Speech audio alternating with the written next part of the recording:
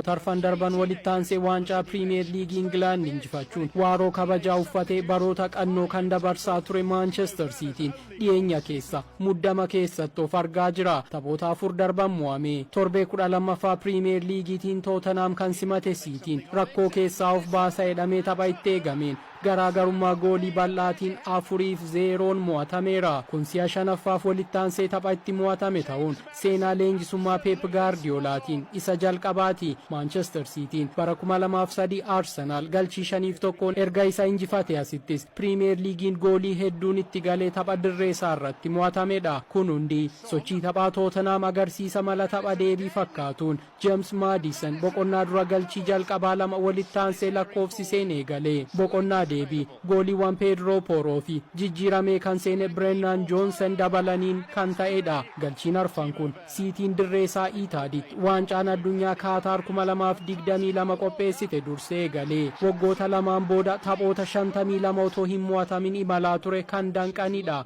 Ammoo Pep Guardiolaan waliigaltee kilabicha keessa isa tursiisu mallatteesse sa'aatii 48 keessatti haala kanaan mo'atame. Taphichaan saaxilamummaan sarara ittisaa Manchester City haalaan kan itti mul'ate. Erling Haalandiif guyyaa gaarii hin taane Kyle Walker Timo Werner galchii arfaffaaf haala yoo mijeessu daangessuu kan itti dadhabee fi taphichaanis Walker otoo hin taane gaadidduu isaatu dirree keessa jira haga jedhamutti mul'achuu kan itti hanqatedha. Utuu Ederson Moraes kubbaa goolii ta'uu malan 3 qolachuu baate ammoo baay'inni galchii Tottenham 4 irra kan ce'u ture. Hanqinoota kana qajeelchuuf Pep Guardiolaan Manchester City keessa roobaaf qorra ture dandamachuuf kobbortaa uffate ofirraa baasee qarqara dirree dhaabbachuun taphattoota isaa qajeelchuuf yaalus guyyaan kan isaan turre. Taphoota darban Manchester City mo'ame irratti taphataan murteessaa garichaa Rodriin miidhamaan hin turre. Taphicha dura Rodriin badhaasa Baalaandoor injifate qabachuun deeggartootatti agarsiisuun taphichi eegalus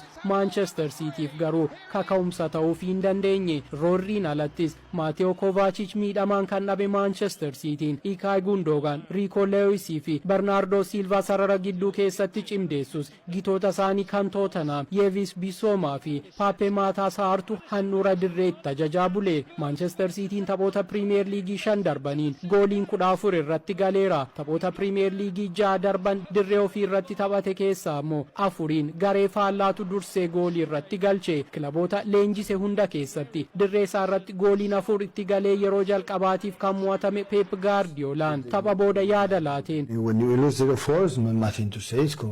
goolii 4 sirratti erga galeen booda waan hedduu dubbattu hin jiru. Waggaa 8 keessatti haala rakkisaa akkasii arginee hin beeknu. Dhugaa jiru fudhannee hojjechuu qabna jedhe. Deeggartoonni Tottenham staadiyoomii Itaad keessa turan Pedro Porroon goolii 3ffaa erga galcheen booda boru ganama ni ari'amta jechuun Pep Guardiolaatti baacaa sirbaniiru jedhe BBC'n. Taphattoota filannoo jalqabaa sarara ittisaa lamaan Mickey Van de Ven fi Christian Romero malee teessoo jijjiirraarra immoo taphattoota guddattoota 5 qabatee City kan mo'e Tottenhamiif qabxiin taphichaa uggumsiisaa fi jijjiirama ajaa'ibsiisaa kan itti mul'ate ta'ee darbe. Ange Postecoglou tapha booda yaada laataniin taphattoota isaanii hunda jajanii akka gareetti sochiin taphaa mul'isnee fi ittisarratti hojii jabaa raawwanneen Manchester City harka kennachiisne jedhan. Manchester City taphichaan si'a 23 kubbaa gooliitti aggaamee ture.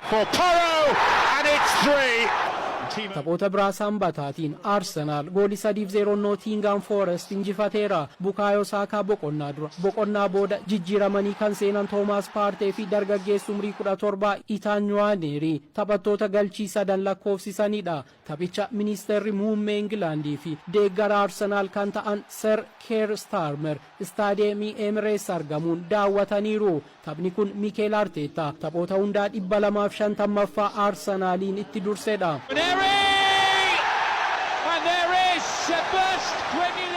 Gara stadiyeemii King Power kan deeme Chelsea'n 2-1 Leicester City irraa deebi'e. Nicola Jacksoniif Enzo Fernandez Chelsea'f, Jordan Ayew ammoo goolii Leicester peenaalitiin taphattoota galchanidha. Taphichaan Noni Madueke gooliin Chelsea'f galche taphaan ala jedhamuun jalaa qabteetti. Enzo Maresca jalatti tirannaa jijjiiramaa bayeessa keessa kan jiru Chelsea'n tapha kanaan harka 66 caalmaa taphaa guutuu daqiiqaa 90 keessatti fudhachuun olaantummaa isaa mul'iseera. Brighton and Hove darbeen goolii 2-1 Bournemouth, Wolves 4-1 Fulham yoo mo'atanu taphni Aston Villa fi Crystal Palace 2-2 xumurame.